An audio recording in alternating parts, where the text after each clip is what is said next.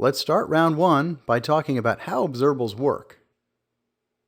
There are three core types of observables in Knockout. There's the regular observable, there's observable arrays, and then there's computeds. Each of these plays a key part in an application. An observable you can use for a basic property like a name or an address or an age. Observable array is a list of items that make it observable to the UI.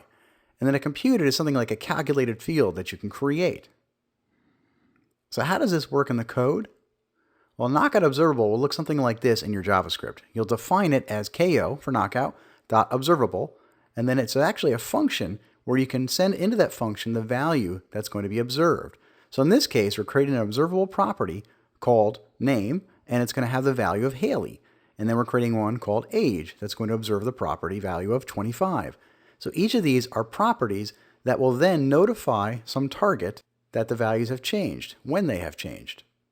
The observables are declared in your source object in your JavaScript, and they notify a target in the UI or your HTML. Anytime you make a change to the source object in that observable is going to notify the HTML targets, anything that's bound to it. And likewise, anytime you change something in the target in your HTML that's data bound to an observable, it's going to notify the source, so back into your observable property. This is how two-way data binding really takes effect inside a Knockout. It's all event-driven. So being event-driven, anytime you make a change in either the HTML or in your JavaScript, there's going to be an event sent to the other direction.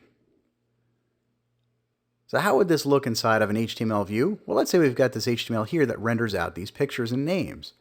This might be the bit of HTML that does that. We've got these data bind tags, and those data bind tags are then going to bind to the data in our JavaScript. In this case, we're assuming there's a speaker's observable array. There's going to be a list of speaker objects. And then we're going to iterate through those, and that's where we get Aaron and Colleen, Dan, and Dave. And then inside of that for each loop, we're then going to bind to properties on each individual speaker object, like image name, first name, and last name. Any time that the speaker objects and those properties change, like image name, first name, or last name, inside the JavaScript, they're going to notify the UI in the HTML, and they're going to change those. So for example, if I change the values in the JavaScript for first name and last name from Aaron Sconard to, let's say, John Papa, then those would be reflected up in the HTML. But we don't just build read-only views, we want editing inside of our apps too. So a Knockout can do that too, and this is where the two-way data binding really takes shape. So now we've got this little bit of HTML up top, and we can see part of what it's rendering down below. So first, we've got this title. We see data bind to some session.title, and here we're saying there's an object called session, it's an observable, and it has a property called title. It's being bound down to this input. And then also, we've got this drop-down list. We're binding the tracks down to a drop-down list for tracks, and then the value that's selected will get data bound to session.track. What this means is anytime the session.title or session.track changes down in the JavaScript, it'll be reflected in the UI, and vice versa. Anytime the user changes the title or the track, it's going to get sent from the HTML down to the source object in the JavaScript, and it'll change it there as well.